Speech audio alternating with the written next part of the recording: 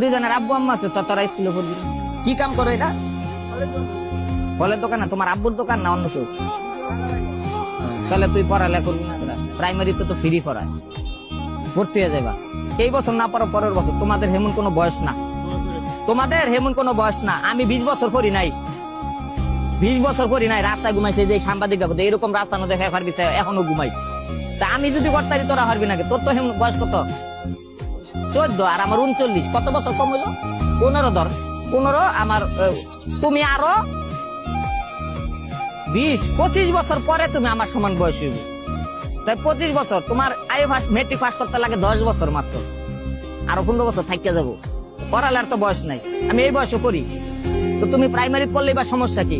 আমার লগের বিয়া শাদী করে পোলাপান এরকম হয়ে গেছে। হাসির কিছু না, আমার লগেরটা তোমার চেয়ে বড় বড় পোলাপান হয়ে গেছে। আর আমি এখনো পড়ি। আমি যে পড়ছি দেখে নেতা, নাহলে তো নেতা হইতাম।